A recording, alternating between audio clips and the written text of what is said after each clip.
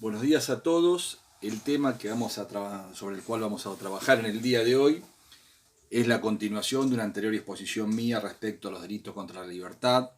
Concretamente vamos a trabajar aquellas figuras contempladas en el artículo 144 bis del Código Penal y 144 ter de la misma disposición. Comenzaremos fundamentalmente con el artículo 144 bis, como les decía, y en la figura de la privación ilegítima de la libertad protagonizada por funcionario público. El artículo 144 bis dice: será reprimido con prisión o reclusión de 1 a 5 años e inhabilitación especial por doble tiempo. Inciso primero, el funcionario público que con abuso de sus funciones o sin las formalidades prescriptas por la ley privase a alguno de su libertad personal. Teniendo en cuenta su ubicación sistemática, como decimos siempre, estamos hablando de figuras contempladas en el título 5, conocido como delito contra la libertad, capítulo primero, y dentro de los delitos contra la libertad individual.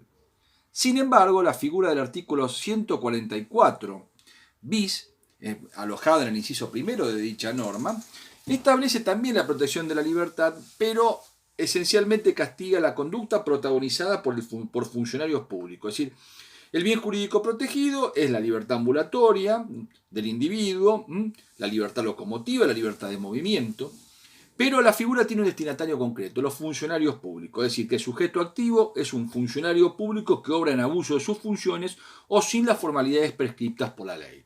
De manera tal que estamos en presencia de un delito especial propio, un delito calificado, en donde, como siempre decimos cuando explicamos estas figuras, se requiere la condición concreta de ser funcionario público de parte del autor. Sujeto pasivo puede ser cualquier persona, esencialmente sin ningún tipo de característica en referencia a la misma, y la acción consiste en privar de la libertad en abuso de funciones o sin las formalidades prescritas por la ley. Respecto de la primera modalidad, el término privación de la libertad, bueno, ya lo hemos explicado en anteriores videos referidos al tema, es cualquier forma de restricción, de limitación de la libertad ambulatoria del sujeto mediante sustracción, retención, obligación a permanecer en un determinado ámbito, ocultamiento de la persona. Es decir, la privación en sí misma puede adoptar cualquier forma, y los muchos organismos que han estudiado el alcance de lo que se entiende por privación de la libertad, ¿no es cierto?, han considerado como dentro de esta expresión todas formas a través de las cuales se puede instrumentar una restricción a la libertad de movimiento, sea encasillando o restringiendo en determinados límites la circulación de un sujeto o afectando a su estructura corpórea, su movilidad física, no totalmente, aunque sí parcialmente, pero lo importante es que exista una privación en el sentido que lo hemos estudiado cuando vimos la figura genérica de la privación ilegal de la libertad. Se reclama, en el primer supuesto contemplado, en el primer subtipo legal, que el funcionario público obre en abuso de sus funciones. ¿Quién obra en abuso de sus funciones? Aquel que se aprovecha el marco de acción en el cual interviene como funcionario público. Es decir, puede darse el supuesto de que el sujeto cuente con atribuciones para privar de la libertad a alguien y que ejerza los mismos fuera de los supuestos contemplados por la norma que lo habilita. O puede darse, por ejemplo, la situación en que el funcionario desempeñe la actividad prevista por el núcleo del tipo objetivo en un acto de servicio, pero lo haga no teniendo las facultades de privar de la libertad al otro. Me estoy pensando, por ejemplo, en la privación de la libertad que puede instrumentar un oficial de tránsito, quien detiene a una persona en el marco de un operativo de control de alcoholemia y en contra de las facultades de detención que la ley generalmente no le confiere, obliga a un sujeto o lo retiene en contra de su voluntad independientemente del derecho que tendría o de la facultad que tiene de sustracción del vehículo por estar en situación infraccional. Es decir, la doctrina muestra como ejemplos del delito que estamos analizando supuestos en donde el funcionario actúa con ocasión de su servicio, pero aprovechándose del marco de situación que demanda el cumplimiento de la actividad en el cual está inmerso, pero sin tener la facultad. Otro ejemplo que se me ocurre, que me viene a la memoria y que muchas veces la doctrina refleja como claro caso de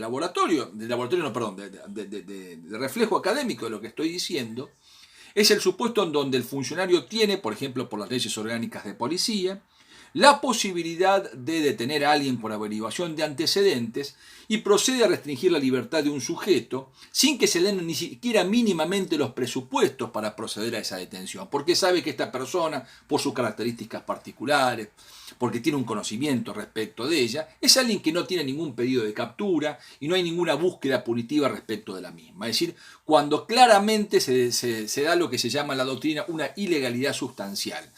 El acto de detención es un acto aparentemente amparado en el derecho, pero en donde no se dan ni remotamente los presupuestos que lo habilitarían, porque el sujeto activo es conocedor de que esta persona no tiene ningún pedido de captura, no hay ninguna, y con lo cual no se justifica su detención, ni aún por el término mínimo que estos institutos habilitan, ¿no es cierto?, restringiendo su libertad ambulatoria. Es decir, estamos hablando de supuestos en donde el funcionario público, teniendo o no competencia para delinquir, obra fuera de los límites de tolerancia jurídica. ¿O por qué? ¿No es cierto? Pudiendo detener, no se dan los presupuestos que lo habilitan, o cuando, por ejemplo, directamente retiene a una persona sin tener facultades para eso. A eso se refiere el tipo legal cuando habla concretamente de los abusos funcionales. Una situación es abusiva cuando se da en el marco de un aprovechamiento de una situación concreta. El segundo supuesto que el tipo legal establece es aquel que dice que la detención deba celebrarse sin las formalidades de ley. ¿A qué se refiere?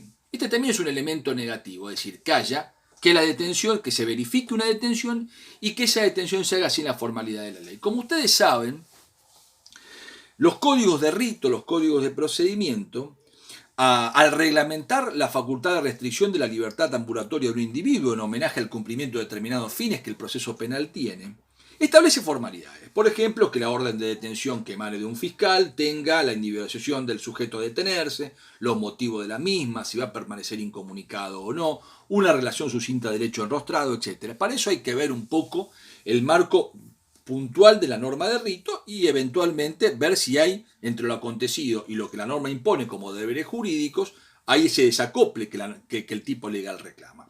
Entonces, la privación ilegítima de la libertad puede darse o porque el sujeto abusa funcionalmente o porque el sujeto detiene sin las formalidades prescritas por la ley, verificándose una suerte de infracción formal, ¿no es cierto?, de parte del sujeto. El delito, ¿cuándo se consuma? El delito se consuma cuando opera la privación y es un delito permanente porque continúa la renovación de la propuesta criminal por cada instante de tiempo que la privación eventualmente se configura. La figura admite, por supuesto, el dolo directo, el sujeto conoce que no tiene facultades para detener, sabe que no cuenta con esa circunstancia y tiene la voluntad igualmente de materializar la privación. Es decir, la privación se verifica cuando opera la restricción de la libertad ambulatoria. Es una figura esencialmente que tiene como protagonista al funcionario público. Y para entender el significado y el alcance de la misma en cuanto a lo que significa la privación, basta ver la figura genérica prevista, si mal no recuerdo, en el artículo 141 del Código Penal. Bien. El inciso segundo del artículo 144 bis ya contempla un elenco de situaciones que cuanto menos ameritan un tratamiento particular. Es muy interesante el abordaje que hacen algunos autores, como por ejemplo D'Alessio, en el Código Comentado de la Ley, donde tanto el inciso 2 como el inciso 3 le dan un tratamiento conjunto en algunos tópicos y segmentado respecto de el abordaje exegético particular. Yo voy a seguir un poco esa línea argumental de D'Alessio, que me parece muy interesante desde el punto de vista didáctico. Dice el artículo 144 bis, será reprimido con prisión o reclusión de 1 a 5 años e inhabilitación especial por doble tiempo. Inciso 2. El funcionario que desempeñando un acto de servicio cometiere cualquier vejación contra la persona o le aplicare apremios ilegales. Y el inciso 3 dice, el funcionario público que impusiere a los presos que guarde severidades, vejaciones o apremios ilegales. Es decir, que estamos hablando de dos incisos distintos, el inciso 2 y el inciso 3, que tienen como modalidad comisiva dos institutos que ameritan un concepto y una definición de parte mía. Se habla de severidades, se habla de vejaciones y se habla de apremios ilegales. No se habla de tortura. Vamos a definir los conceptos. El término severidades se refiere esencialmente a un tratamiento riguroso a un tratamiento áspero, a un tratamiento estricto, generalmente instrumentado por funcionarios públicos, en referencia a personas que se encuentran bajo su poder o su control jurídico o de hecho.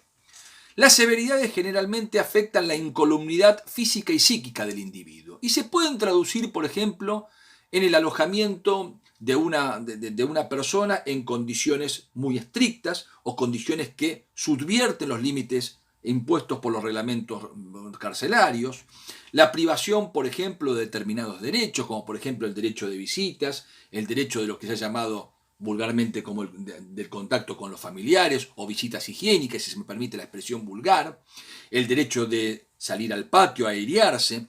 Es decir, acá el sujeto pasivo es la persona privada de la libertad, fíjense que dice, el funcionario dice, privada de la libertad, a la cual se le asigna un tratamiento severo, un tratamiento riguroso, un tratamiento estricto, esencialmente, que supera los límites de tolerancia jurídica. Porque vamos a ver de que muchas veces la reglamentación de las formas privativas de la libertad en el marco, por ejemplo, de un sistema penitenciario, obliga a establecer determinadas medidas de seguridad que están amparadas por el derecho.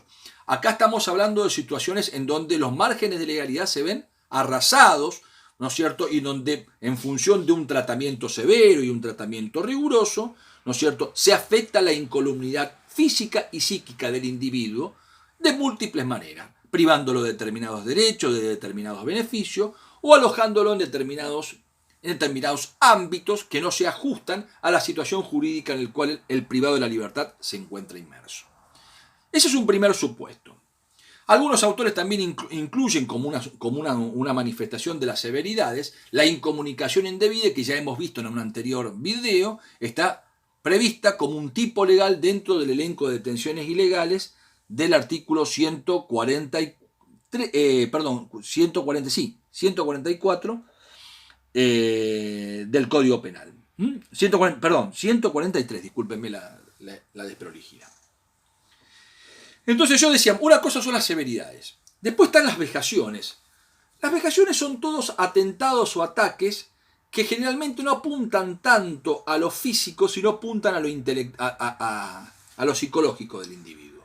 Un sujeto vejado es un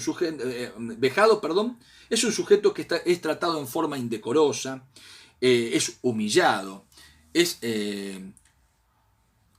objeto de imposición de determinadas prácticas, de determinadas conductas, de determinados comportamientos que afectan su dignidad.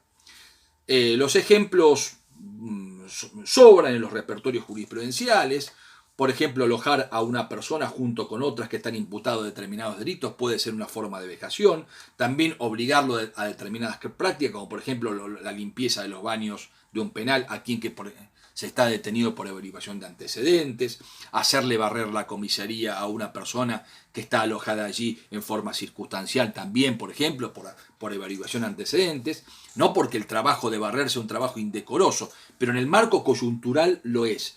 El sujeto es tratado como si fuera una cosa, como un siervo, ¿no es cierto? Y se le hace adoptar determinados comportamientos que lo vejan, que afectan su dignidad y su decoro. Los apremios ilegales, por el contrario, apuntan más bien al alcance de un objetivo. Algunos autores, D'Alessio, a quien sigo en esta exposición, dice que las severidades y las vejaciones también pueden ser una forma o una manifestación de los apremios ilegales. Voy a volver más adelante sobre este tópico. Pero el apremio es una manifestación esencialmente de violencia física. También puede estar acompañada por violencia psicológica, pero sobre todo de violencia física. ¿Dirigida a qué? A la obtención, por ejemplo, de una confesión, de una autoincriminación del sujeto, de una delación. Es decir, el apremio busca un objetivo concreto. Aclarada esta situación, estamos hablando, por supuesto, de formas de ataque realizados respecto de sujetos a los cuales que están privados de la libertad, legal o ilegalmente, que no se reflejan en la tortura. La tortura es un grado mayor, refleja una lesividad mayor. Ya voy a hablar de la tortura como ataque también respecto a la libertad del sujeto que se encuentra privado de la libertad ambulatoria propiamente dicha. El inciso 2, es el primero, dice, el funcionario que desempeñando un acto de servicio cometiere cualquier vejación contra la persona o le aplicare apremios ilegales. Sujeto activo de este inciso 2 es el funcionario público, pero es necesario que el funcionario público actúe, ¿no es cierto?, cometiendo vejación o aplicando a premios ilegales, ¿no es cierto?, en un acto de servicio. ¿Qué significa esto de un acto de servicio?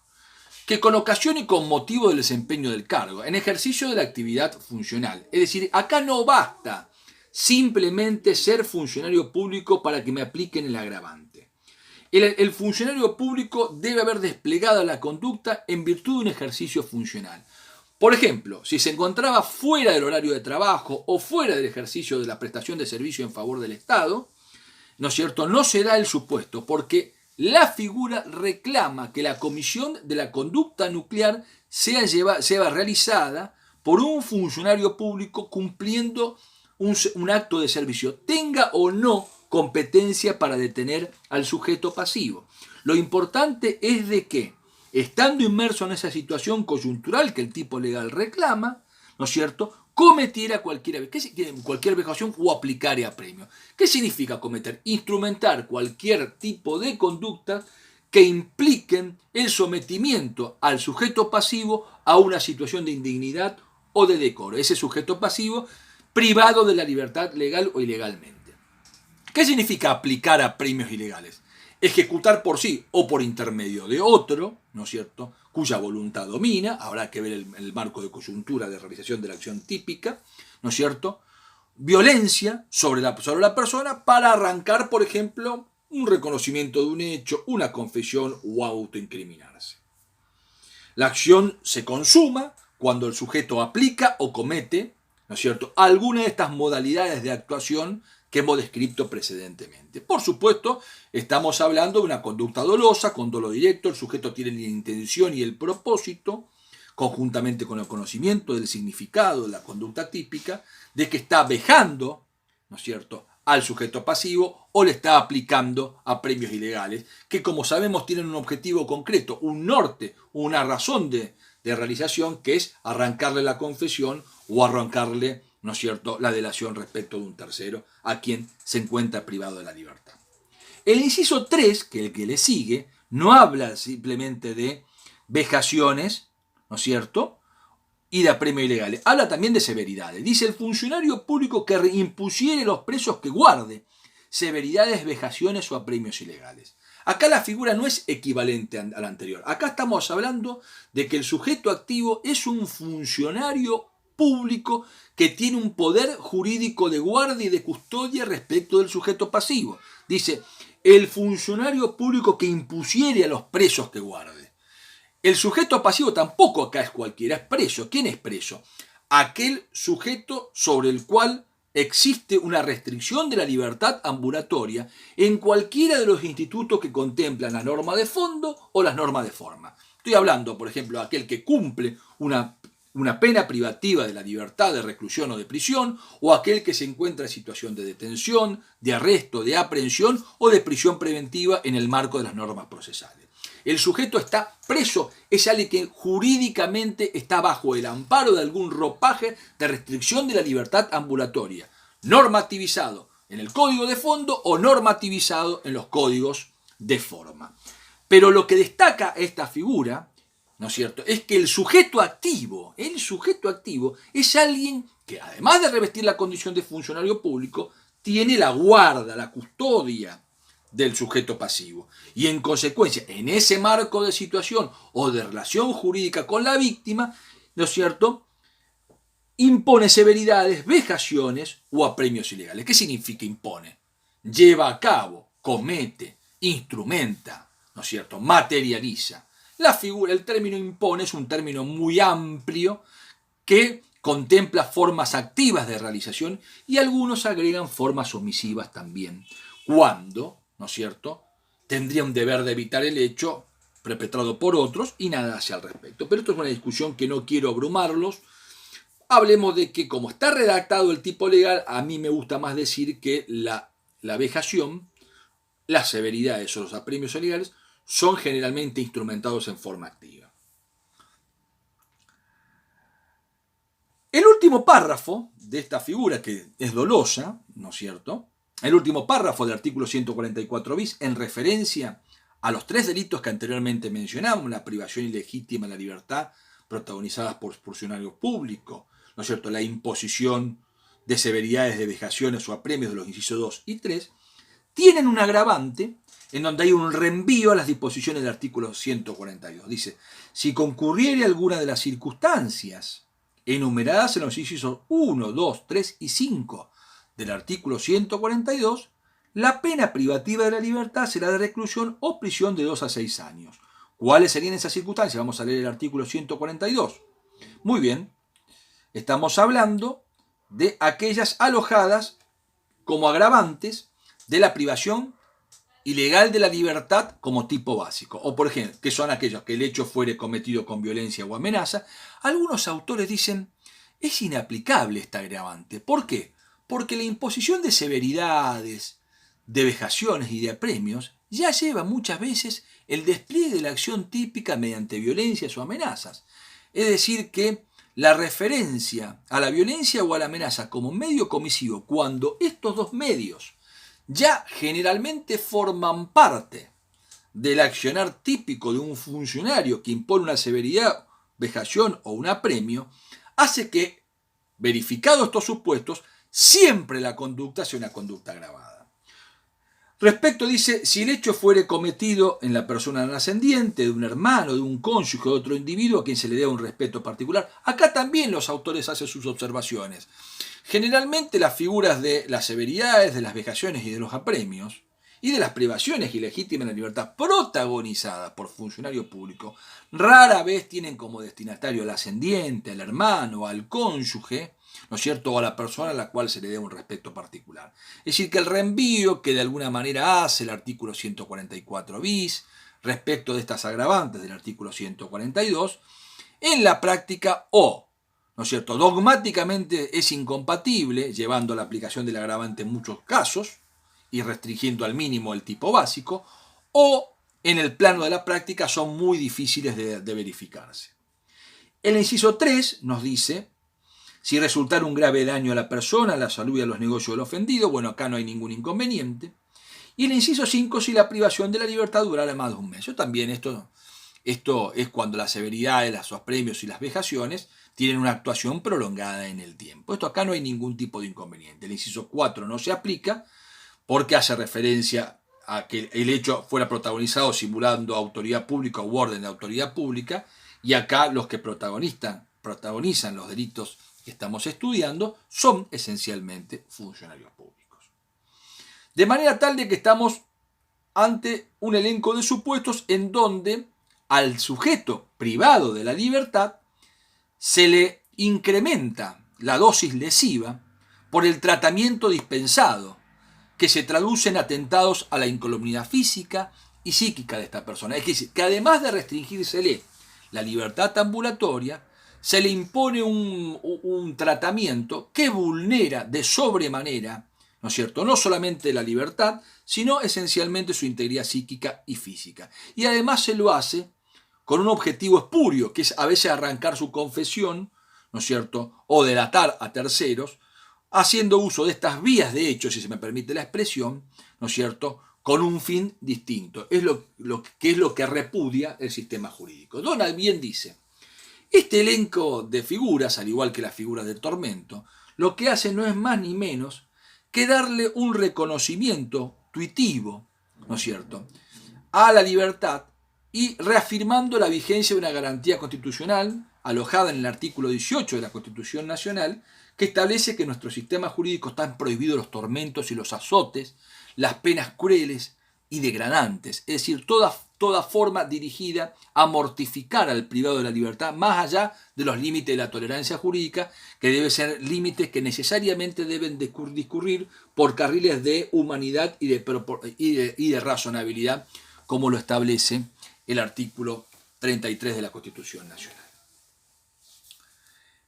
A su turno, el artículo 144 ter, que es el que sobreviene luego del que hemos analizado, ya contempla y regula el instituto de la tortura.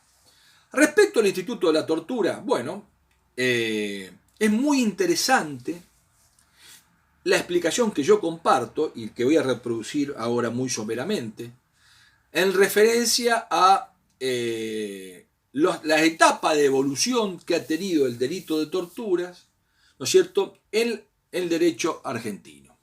Es decir, tenemos que decir que desgraciadamente, durante mucho tiempo y sobre todo durante las primeras décadas del siglo pasado, el uso del tormento y de la tortura estaba, si se me permite la expresión, legitimado como herramienta para que coadyuvaba a cualquier tipo de interrogatorio policial, ni hablar de las severidades de las vejaciones y de los apremios. Pero la tortura era un método muy habitual, inclusive la tortura materializada mediante el uso de las picanas eléctricas. En la ciudad de Rosario hemos tenido, desgraciadamente, muchos episodios en donde personas que estaban alojadas en dependencias policiales, como consecuencia de la implementación de los métodos de tortura, hallaron la muerte. Me viene a la memoria el caso Inganinera durante la década del 40 y 50, si mal no recuerdo exactamente, década del 50 de nuestro país, cuyo cadáver desapareció luego, ¿no? Pero que fue víctima de tortura según los relatos de la época y algunas declaraciones testimoniales de quienes investigaron el hecho, o lo que ocurría, por ejemplo, con la Policía Brava en la Policía Federal en la ciudad de Buenos Aires, o con las policías provinciales y esencialmente con la policía de la provincia de Buenos Aires. Sin perjuicio de lo cual, nuestro Código Penal contemplaba, a partir de la sanción de la ley 14.616, me puedo equivocar en el número, se le pido indulgencia en ese aspecto, contemplaba, pero no hablaba de tortura, hablaba de tormento. Es decir, hablaba de tormento, y esto había generado una discusión en el plano de la doctrina entre los comentaristas de aquella disposición alojada o incorporada en el Código Penal por la ley 14.616. Los autores discutían respecto de cómo diferenciar situaciones en donde existe la imposición de un tormento y cómo, por ejemplo, lo que significaban los apremios ilegales y fundamentalmente las vejaciones y las severidades. No se hablaba de tortura, reitero, se hablaba de tormento. Y la doctrina había ensayado diferentes formas de implementación. Algunos decían que tanto las severidades como las vejaciones, como los apremios ilegales y los tormentos, no eran ni más ni menos que ataques a la integridad física y psíquica del individuo que estaba privado de la libertad, y que la diferencia entre uno y otro instituto era una cuestión de cantidad y de calidad que debía ser analizada en el caso concreto. Otros, por el contrario, decían, bueno, no, la diferencia no es un tema de cantidad o de gravedad del ataque a la integridad física y psíquica. La diferencia radica en la subjetividad, ¿qué es lo que se busca? Diciendo que, por ejemplo, en el tormento, en el apremio ilegal, lo que se busca es la confesión del sujeto privado de la libertad, si éste está imputado de un delito, o la delación a un tercero, mientras que el tormento era un medio de prueba que además el sujeto activo lo podía instrumentar por otros objetivos distintos a la búsqueda del descubrimiento de la verdad en el marco de un proceso. Podía ser, por ejemplo, por razones de odio o por razones de venganza.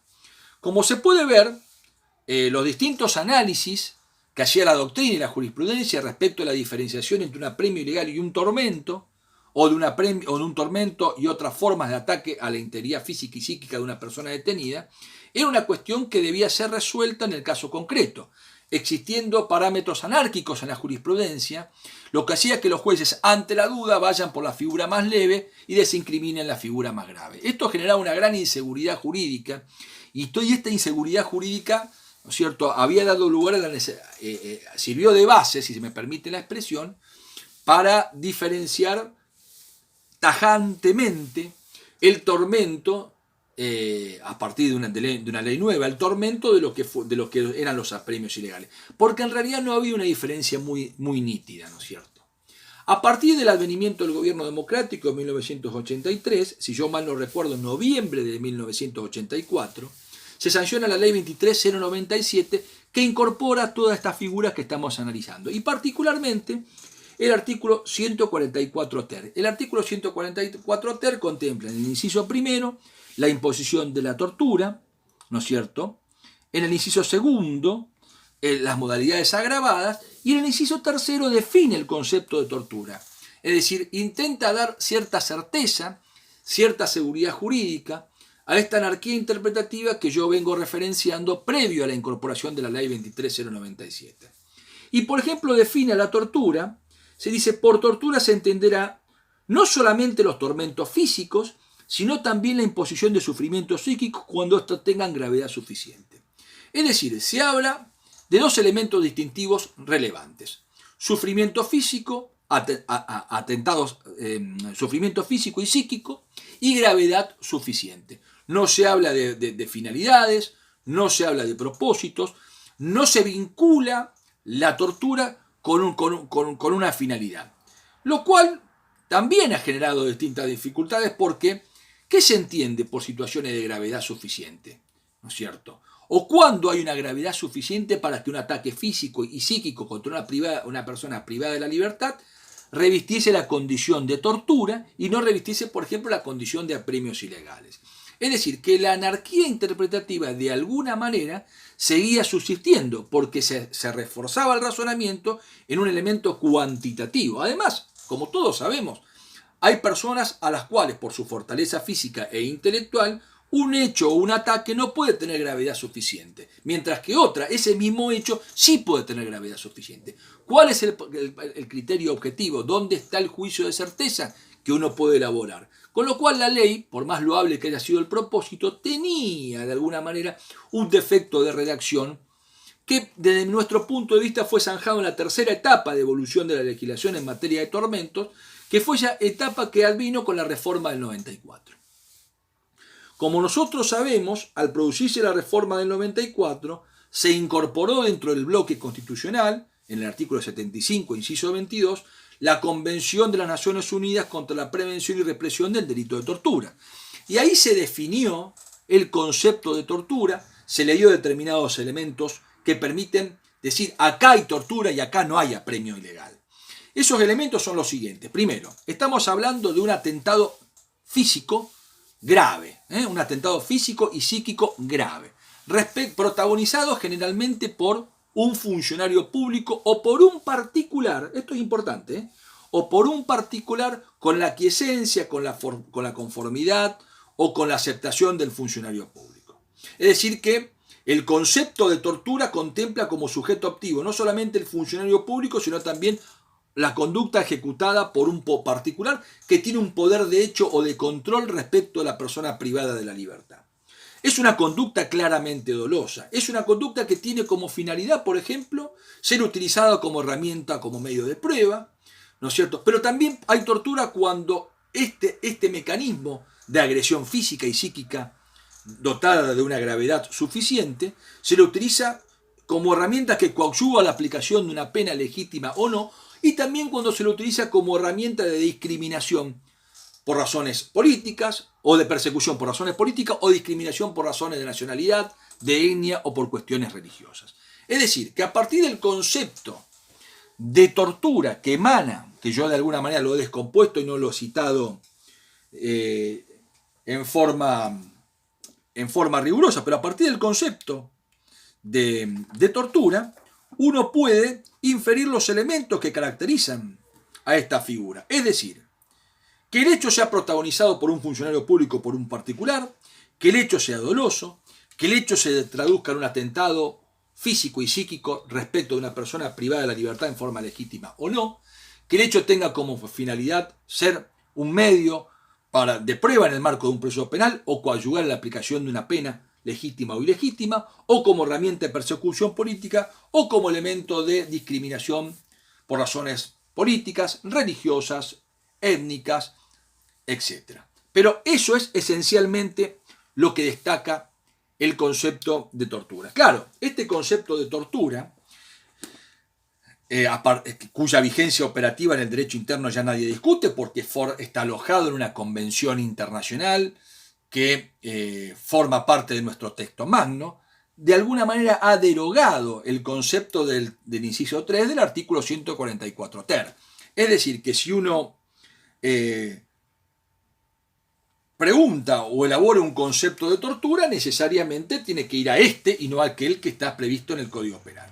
Se los voy a leer porque entiendo que es necesario que lo tengan en cuenta.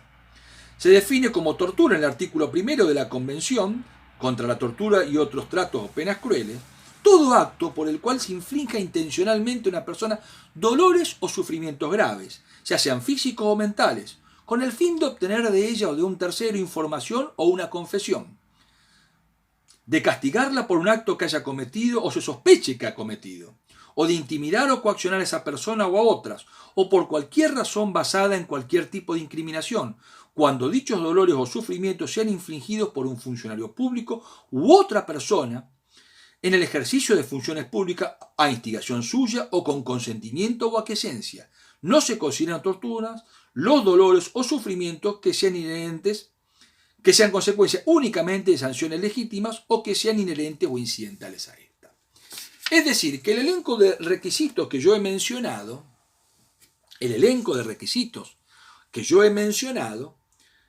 permite adoptar un concepto amplio de tortura que tiene, si ustedes me permiten la expresión, algunos elementos distintivos. Participación, gravedad en cuanto a la lesividad física y psíquica de la persona, objetivo de arrancar la confesión, objetivo de ser utilizado como herramienta de punición, objetivo de ser utilizado como herramienta de persecución, conducta dolosa, ¿no es cierto? Y la instrumentación de la misma por un funcionario público o por un particular. ¿Dónde quedarían entonces los apremios ilegales? Es decir, los apremios ilegales pasarían a ser una suerte de figura residual, de atentados físicos y psíquicos respecto a una persona privada de la libertad, pero que no reúnan las condiciones que hemos enumerado respecto del concepto de tortura que emana de la Convención y que yo leí recientemente. Con este panorama, con este concepto, vamos a descomponer la figura del artículo 144 ter. Dice esta figura: será reprimido con reclusión de prisión o prisión de 8 a 25 años. Fíjense que el monto de la pena es equivalente al monto del homicidio. E inhabilitación absoluta y perpetua el funcionario público que impusiere a persona legítima o ilegítimamente privada de su libertad cualquier clase de tortura. Es muy sencilla la explicación de la figura. Sujeto activo debe ser funcionario público en el momento del hecho.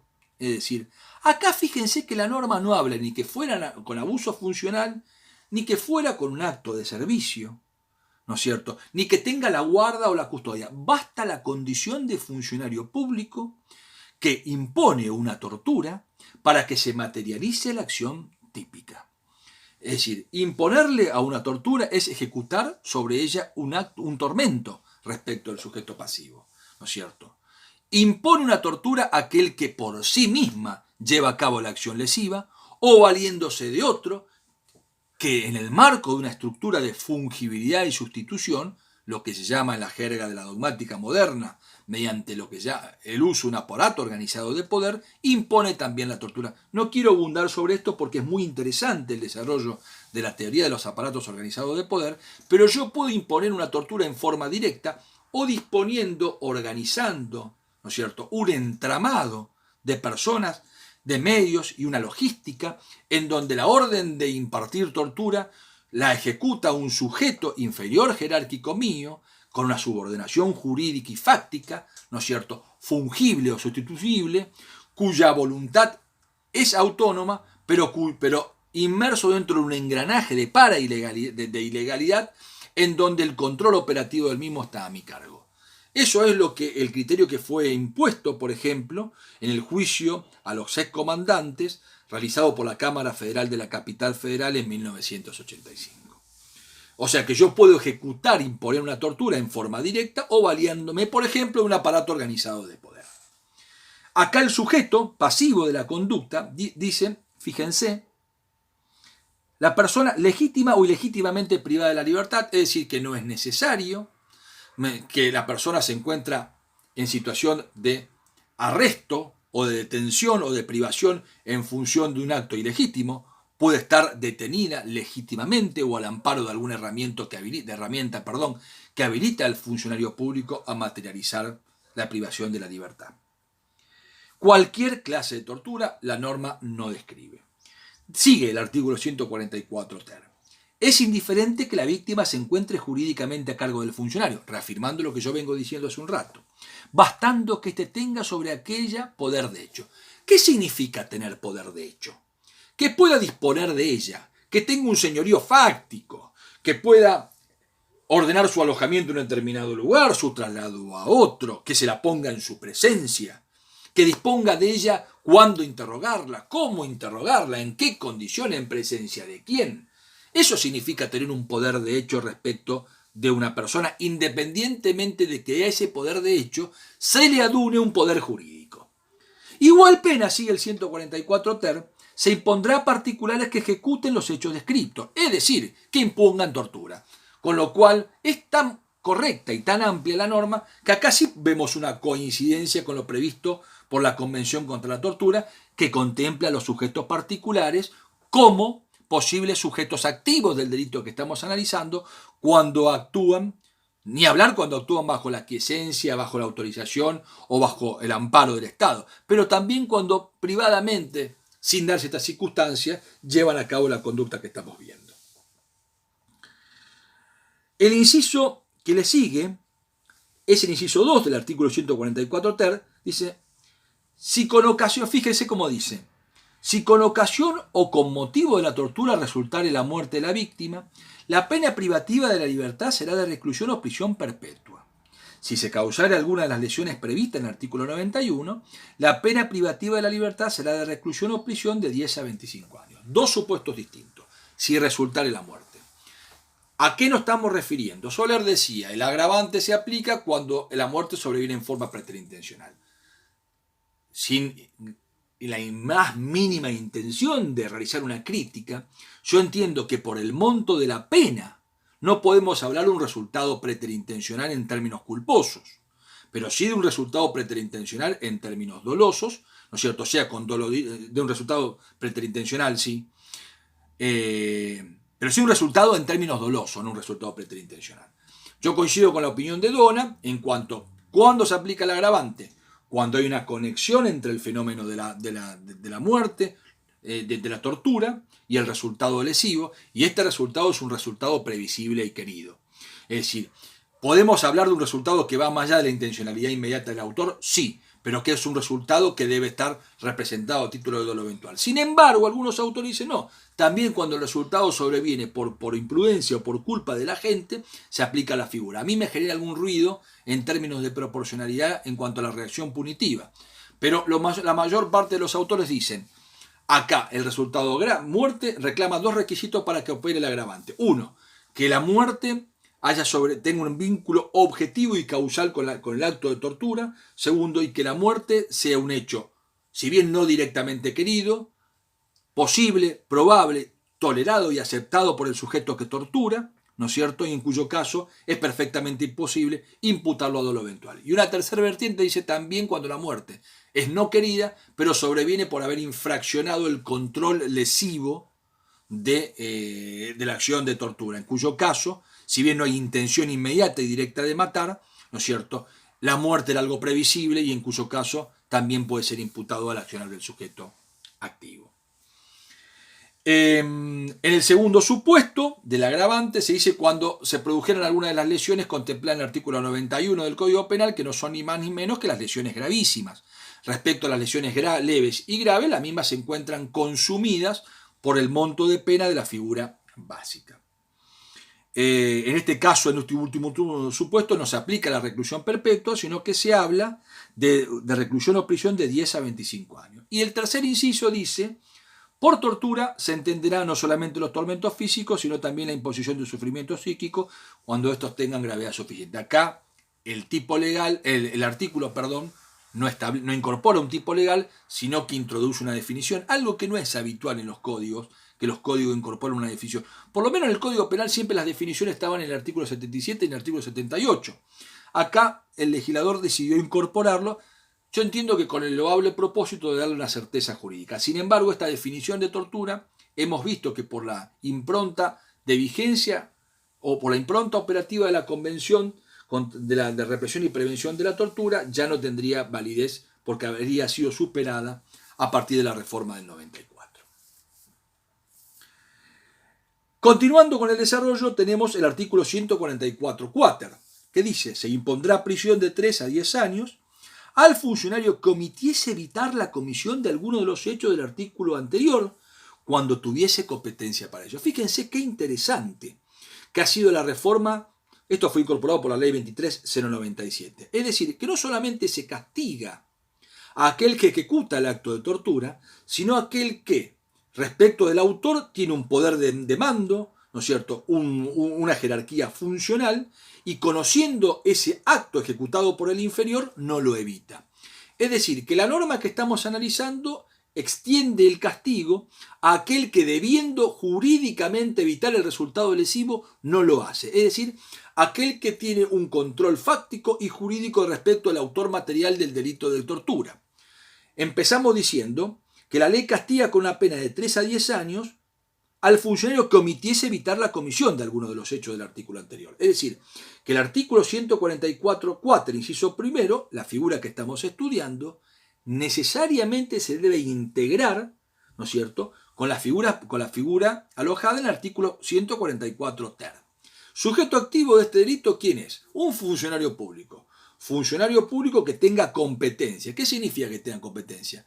Que tenga capacidad, aptitud jurídica y de hecho para evitar la consumación de un acto de tortura protagonizado generalmente por un inferior jerárquico que es inminente, que se llevará a cabo o que está en curso de ejecución. Es decir, acá hay una manda de actuación que el sujeto incumple omitiendo hacer lo que la norma le impone, defraudando una expectativa normativa. Es claramente un supuesto de omisión impropia, donde hay una situación generadora del deber de obrar, que es el conocimiento, cualquiera sea la forma en la que arribe, de que se está perpetrando un acto de tortura, o que el acto de tortura es inminente, o que tiene un curso de ejecución. La capacidad individual de cumplimiento, que implica la posibilidad, en el marco de la coyuntura, de ordenar la cesación, ¿no es cierto?, de la acción de tortura del inferior jerárquica, la no realización de la acción debida, es decir, no disponer de los medios jurídicos y fácticos a su alcance para que cese el acto de tortura, o para que el acto de tortura no se materialice, o para hacer cesar el acto antijurídico. Que la tortura también, que entre la omisión y la tortura en curso de ejecución o prolongada en el tiempo exista un nexo de evitación. ¿Qué significa? Que con una probabilidad rayana con la certeza, si el sujeto activo funcionario hubiera dado la orden y hubiera intervenido en ese acto de tortura a su inferior, este no hubiera seguido. Y por último, que se encuentra en una posición de garante. ¿Por qué se encuentra en una posición de garante? Porque tiene poder de mando, ¿no es cierto?, y jerárquico sobre su inferior, y en consecuencia tiene la guarda directa o indirecta respecto de la persona que se encuentra en situación o es víctima de la imposición de tortura.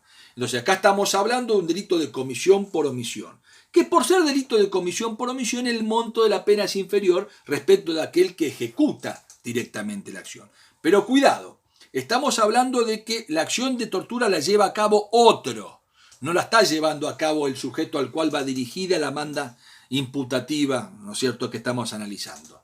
Ese otro es un subordinado. El sujeto conoce que hay una tortura en su ámbito de dominio funcional y no la evita, no la hace cesar, ¿no es cierto? Y ese no hacer cesar es equivalente normativamente a provocarla, aunque el reproche punitivo no es exactamente igual que cometer el delito de tortura. Por supuesto que es un delito doloso, esencialmente es un delito que requiere el conocimiento por parte del sujeto al momento de desplegar la acción típica, del deber jurídico de intervenir y la voluntad de no llevar a cabo ese comportamiento. ¿Cuándo se consumaría? Cuando, provocado el anoticiamiento del acto de tortura del inferior, por ejemplo, el sujeto nada hace para evitar la cesación del mismo o para evitar la consumación. Es decir, que el acto de tortura puede ser un acto en curso de ejecución, inminente en su producción o en una secuencia de continuidad en el tiempo que el sujeto activo debe hacer cesar. Entonces estamos hablando de un delito claramente doloso. Fíjense, reitero como dice, que omitiese evitar la comisión de alguno de los hechos del artículo anterior cuando tuviere competencia. El destinatario de esta manda no es cualquier funcionario, sino un funcionario respecto del cual el autor de la figura contemplada precedentemente tenga una dependencia jerárquica y funcional. Dice el inciso segundo, el que le sobreviene. La pena será de 1 a 5 años. Fíjense que va bajando el monto de la pena, ¿no? Para el funcionario que en razón de sus funciones tomase conocimiento de la comisión de alguno de los hechos del artículo anterior y careciendo de la competencia que alude el inciso precedente, omitiese denunciar dentro de las 24 horas el hecho ante el funcionario, ministerio público o juez competente. Si el funcionario fuere médico, se le impondrá además inhabilitación especial para el ejercicio de la profesión por doble tiempo de la pena de prisión. Acá estamos hablando del destinatario de la manda normativa, es una persona distinta. Es funcionario público, pero es un funcionario público que no resulta ser competente para la evitación de la acción de tortura protagonizado por un subordinado jerárquica y funcionalmente con él. Acá hablamos del sujeto activo, es un funcionario, ¿no es cierto?, que toma noticias del acto de tortura en razón de su cargo, es decir, en el desempeño de una actividad funcional. No estaría destinada, la norma no estaría destinada a aquellos funcionarios que accidentalmente y fuera de servicio tienen algún conocimiento respecto de un acto de tortura, más allá de que igualmente tendrían obligación de denunciar por la simple condición de funcionario público. Pero eso no apunta a la figura que estamos analizando. Eso apunta a aquel que con el desempeño de su cargo, es decir, que en el cumplimiento de alguna actividad institucional, ¿no es cierto?, directa o indirectamente, arriba noticia de la realización de un acto de tortura. A partir de esa circunstancia, surge la manda. Situación generadora, toma de conocimiento de la situación de tortura. Conducta esperada, denunciar el hecho. ¿A quién denunciar? A la autoridad legalmente habilitada para la recepción de la denuncia. En los códigos modernos, los jueces ya no tienen facultades de recepción porque respecto de ello no existe la promoción de la acción penal. ¿A quién correspondería radicar la denuncia? Al Ministerio Público de la Acusación, al Ministerio Público Fiscal. Si hablamos de delito de tortura, estamos hablando de un delito de competencia federal. Con lo cual, eventualmente, el Ministerio Público Fiscal. Dice, a partir de la situación generadora y la capacidad individual de cumplimiento, surge el deber jurídico de anoticiamiento. Ese deber jurídico debe materializárselo dentro de las 24 horas. 24 horas contadas a partir de cuándo? De que tiene noticia del hecho. Transcurrido lo cual, si no denuncia, o denuncia fuera de término, o denuncia ante una autoridad competente, el delito eventualmente se consuma. ¿Sí? Entonces, acá estamos hablando que el destinatario de la manda normativa es también un funcionario público, es un funcionario público que accede al conocimiento del hecho de tortura, pero accede con ocasión y con motivo de su servicio, no fuera del rango de cumplimiento de tareas o en forma accidental, pero que no tiene la capacidad jurídica de evitación del resultado porque no es competente. Ahora, como manda alternativa, el Código Penal le impone la obligación de denunciar ante el Ministerio Público o ante el funcionario competente. Si no lo hace, se consuma la acción típica.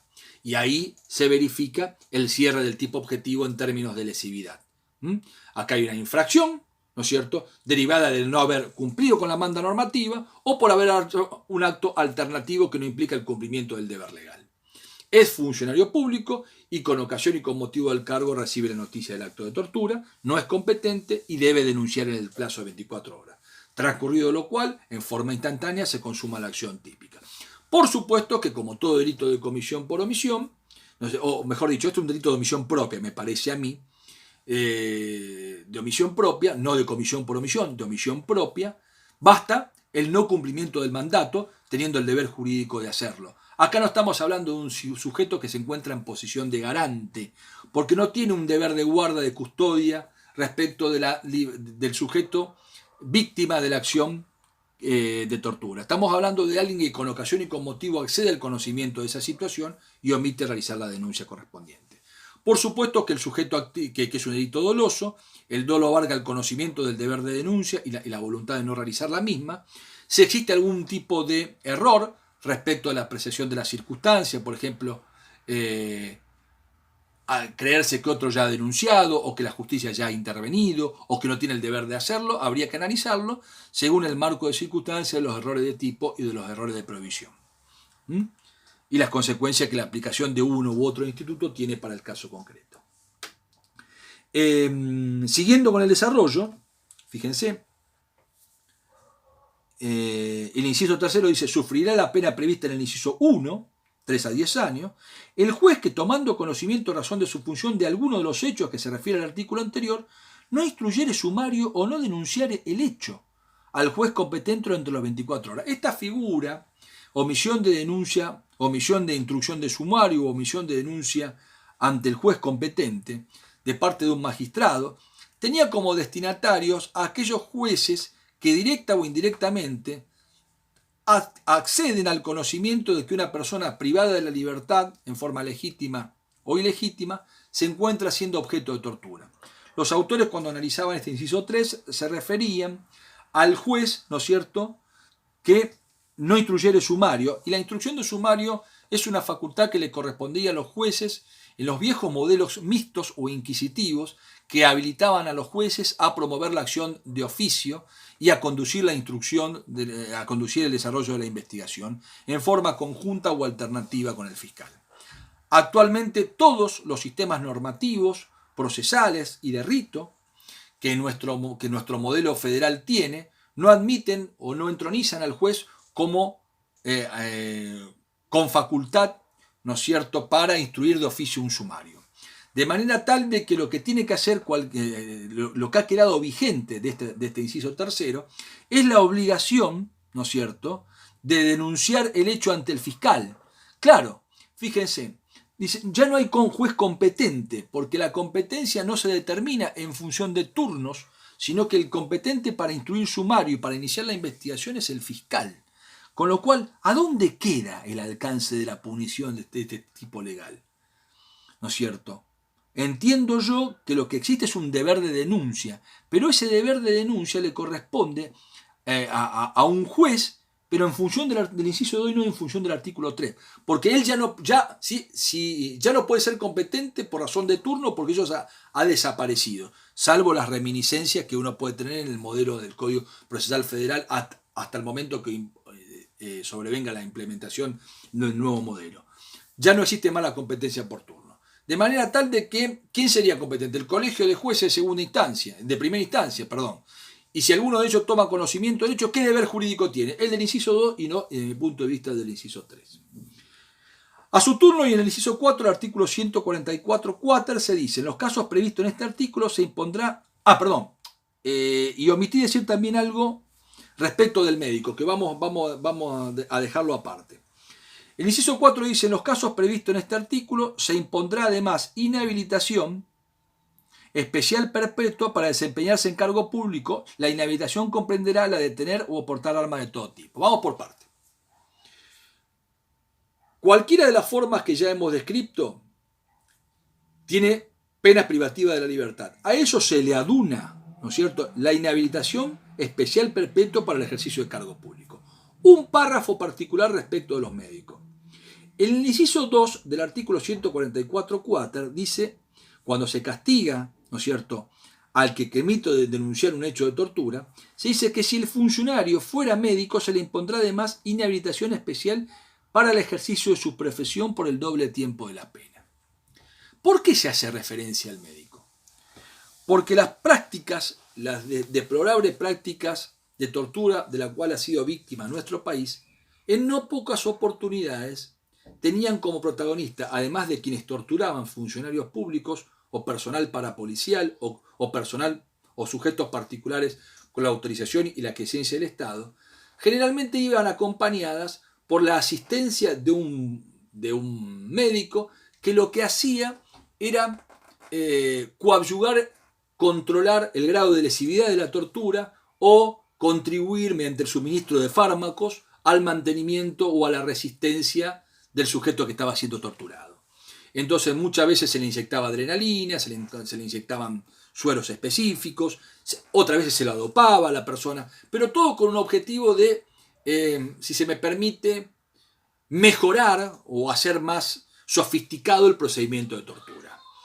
El tipo legal acá, ¿a qué se refiere puntualmente? ¿A qué se refiere puntualmente? Se refiere al funcionario médico, es decir, aquel que además de ser portador del cargo de médico, integra la estructura de la función pública. Entonces es depositario, además de los deberes de preservación de la vida y la integridad física que tiene todo funcionario de determinados deberes institucionales. Y por eso se lo castiga con mayor dureza.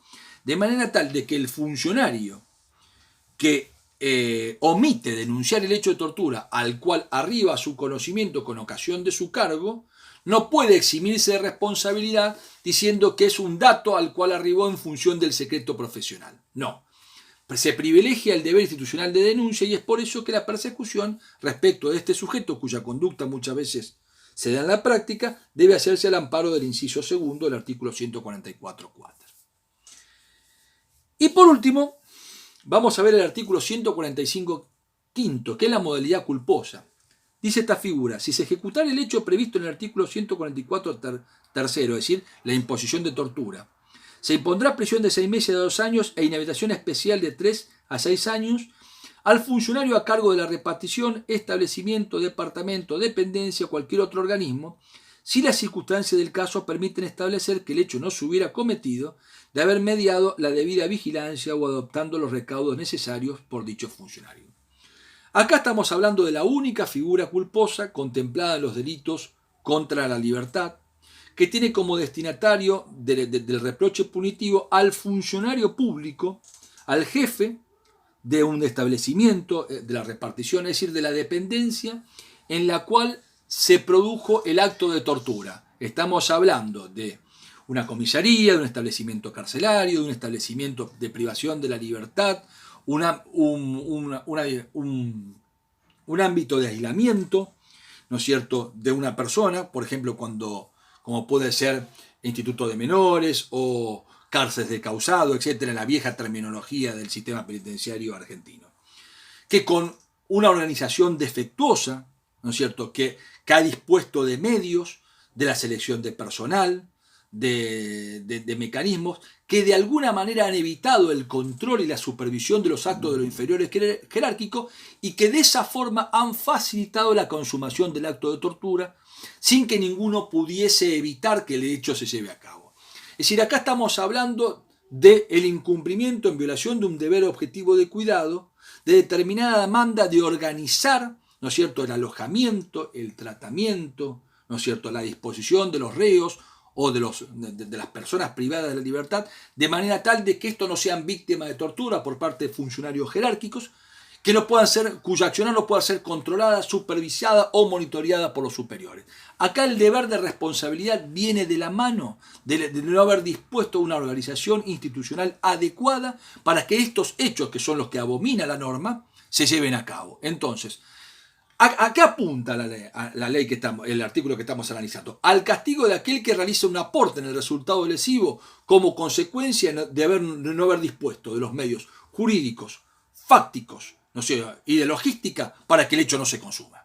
El sujeto destinatario de esta norma no es un sujeto que quiere, pero que con su negligencia, con su inobservancia reglamentaria, con una inobservancia grosera de los reglamentos aplicables al caso, incumpliendo con sus deberes institucionales, ha favorecido, ha contribuido a que el hecho se materialice. Y ese es el reproche que se le impone a la ley penal. Con estas con estas líneas, ¿no es cierto?, y con estas palabras, hemos desarrollado los delitos vinculados a las torturas, a los apremios ilegales, a las severidades, y a las vejaciones. Pido disculpas por la rapidez en la cual he desarrollado los tipos legales, pero entiendo que la figura es muy compleja, entiendo que los niveles de atención cuando uno hace un video no son los mismos que en clase, pero espero que la exposición haya satisfecho los intereses de ustedes. Pido disculpas nuevamente por algunos ruidos que se observan mientras estoy grabando el video. Este video está siendo grabado en épocas de cuarentena, ¿no es cierto?, en donde lógicamente uno tiene que ser más indulgente con determinadas cosas en el marco del hogar, ¿no? Así que bueno, a mis alumnos les mando un saludo, espero que se encuentren bien, y a aquellos que no son mis alumnos le agradezco el hecho de ir viendo mi video, y le pido a los que son docentes y ven esto a cierta indulgencia por algún yerro que uno, producto del fragor y del apasionamiento que implica la lectura de la norma, pueda haber incurrido. Así que el próximo video, siguiendo con este desarrollo, va a versar sobre el delito de trata de personas, siguiendo el cronograma de mi cátedra en la UNR, Y bueno, espero que el video haya sido de la satisfacción de ustedes. Bueno, le mando un afectuoso saludo y nos seguiremos viendo. Muchas gracias.